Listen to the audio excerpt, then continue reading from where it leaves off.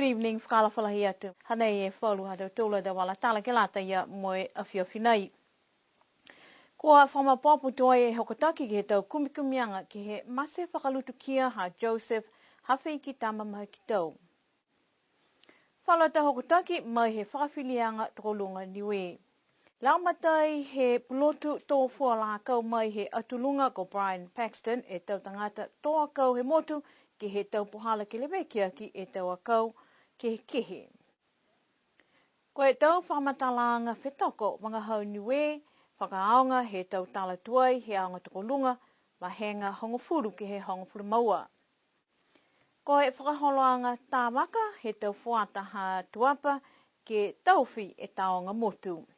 Kua whakatoa e tau wheua tā kilikiki ke lata moe whalu he tau mtakau ne kua manaki ke whetoko ke he tuanga numela taha ke lata ia moe tau ua whe moe hongofuru maono.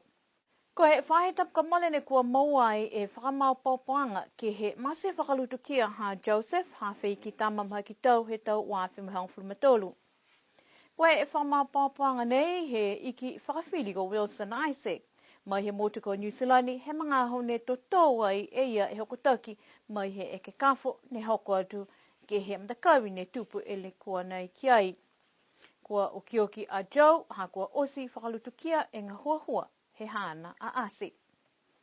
Ko e hokotaki he kafo ko Dr. Edgar Akaola ne hoko atu ke he mtakawi ne tupu ele kua nā kai ki sia ai ha toto ke hana tau pākia. He mga hone tōpo ke veli ai he Pascala Taholi ne he kiai. Koe ka kano ne piai ha kua nā kai ngā huahua.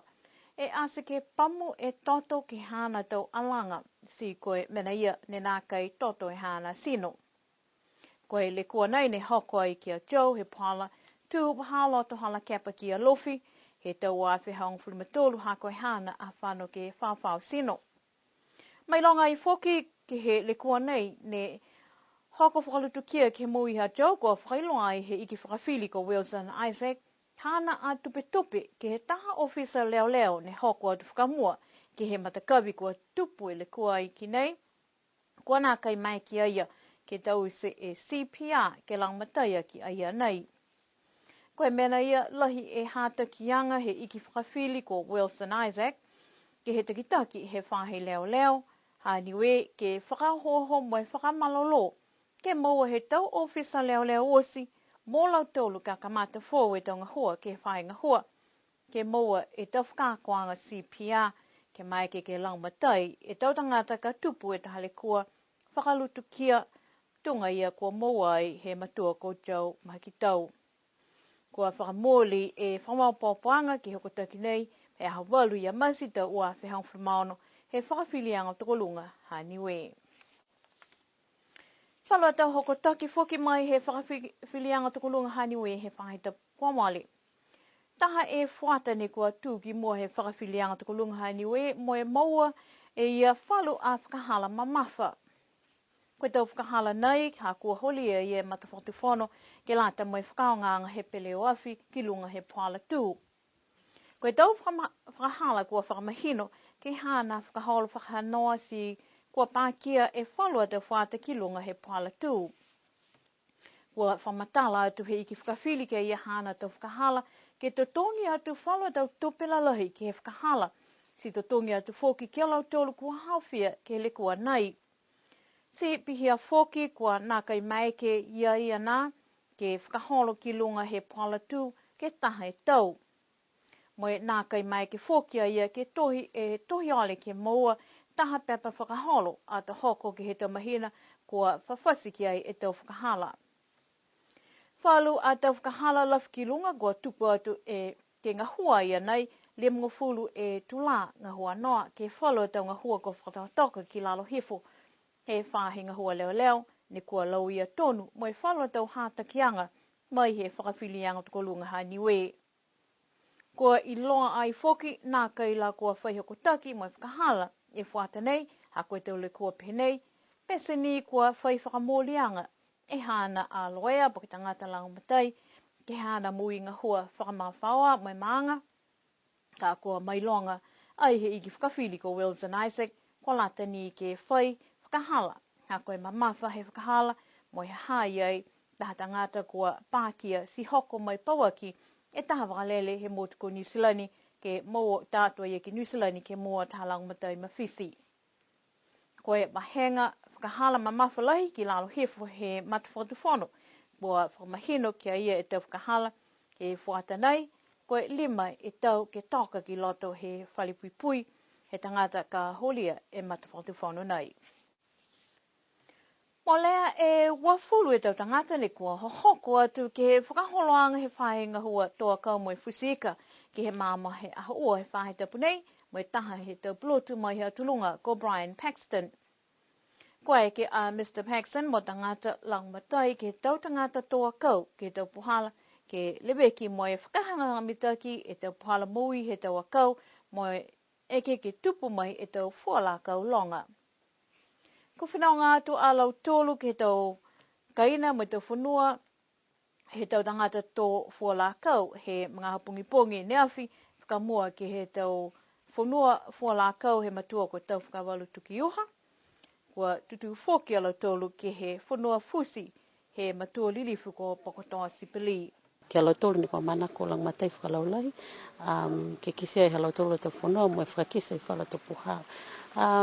Aia ni ko whita he kisia ke tau ke whala tau whakaloanga whakakisa me ke mga hea e tau puhala ka ke whakanganga mitaki e tau akau ke mui mitaki mo e whalong. Si ono whuki kai ke leweki ni he mga honi kiki e tau akau.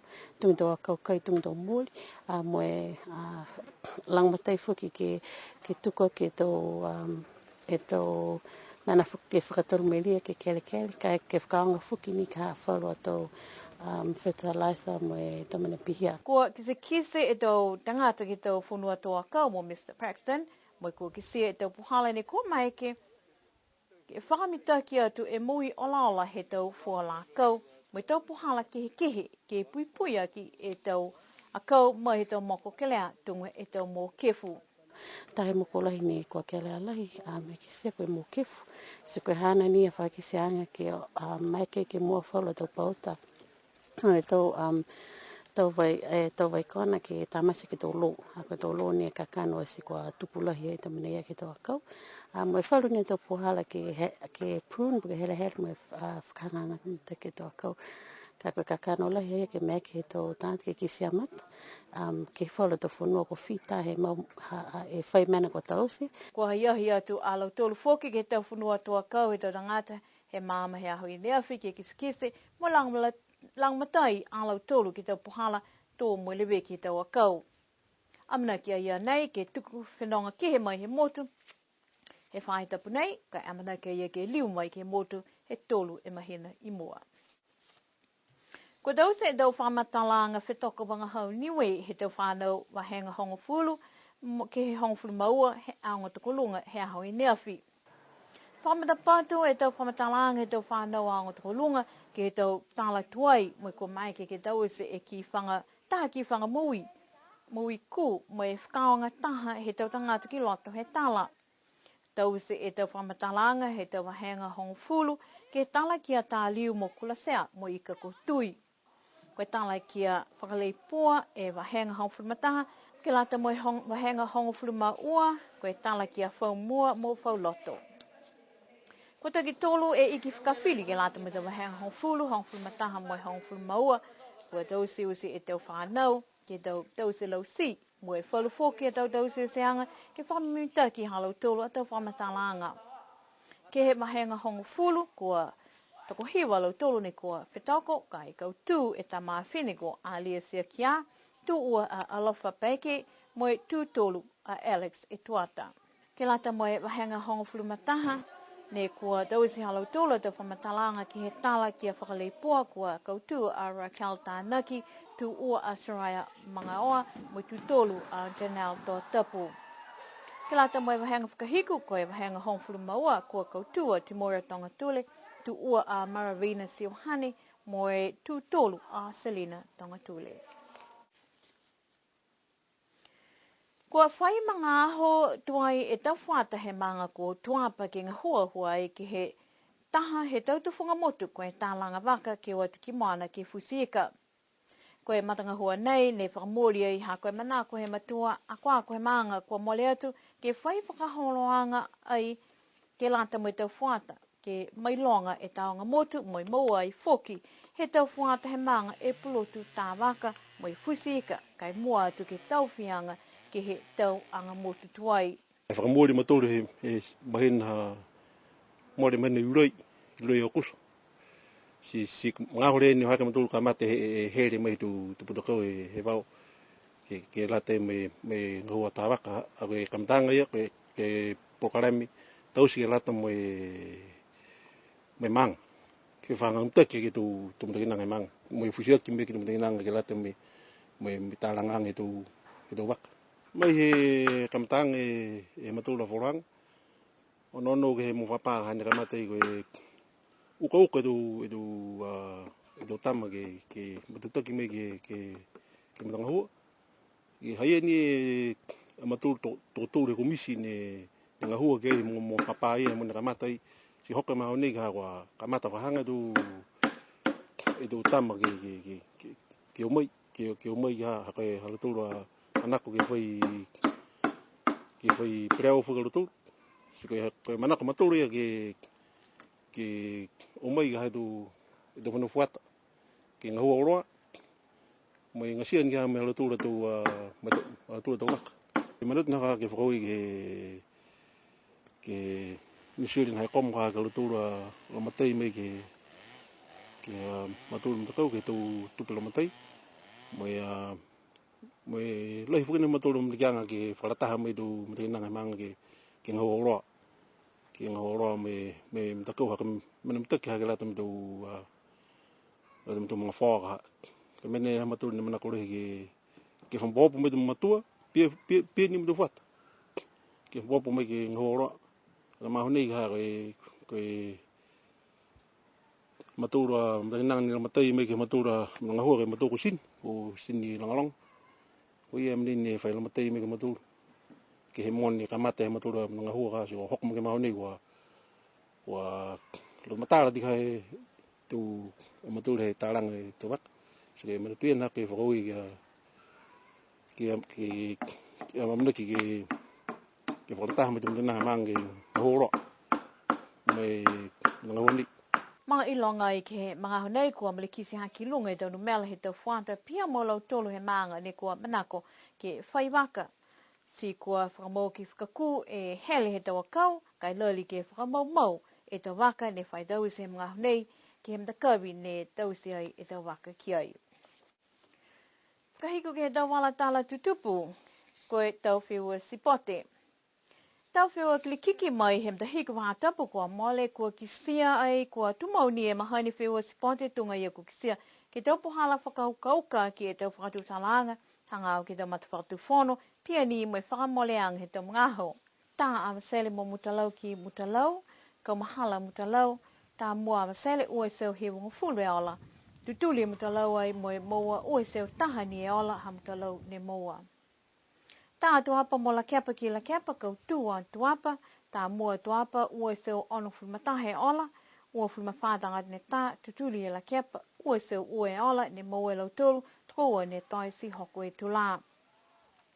Tā awaiea mo makefu ki waiea, kautua waiea, tā mua waiea mo e lautulu tolu seu hongfulu e ola. Tutuli e makefu mo e moai tahe seu limungufulu e ola. Tā liku mo tamakautonga ki liku, kautua liku tolu e seu tolu e ola ne kua mo e lautulu si hoko e tula, tutuli e tamakautonga, tahe e seu ola ne nākai moa, ua ni e seu mo e tolu e ola ne moai si hoko e tula. Koe tau tutuanga he tau mtakau he maho nei ko kisia ko linga ni ke mawhola liku he fufutanu mela ua kua osituai foki e taha awasele mai he fufutanu mela taha tolu e mua halau tolu taha e mui si koe whakatali ni koe heingoa e whakahikuanga. He tau tāne toi ke iloa koe hoko atu na kai lau tolu ke whetoko mai maanga ka kautu mai he wahenga whakapotopotoanga numela ua ke mua e tutou anga koe sampiani he tau o awhi mai hongofulu maono. to nā kai whai whio kirikikia I ke whalo tau whahitapu I mua ha koe ahome he eklesia niwe. Hana tau tola tau wala tala tutupu ke la teia me awhiawhinei nana wha moi mawhala.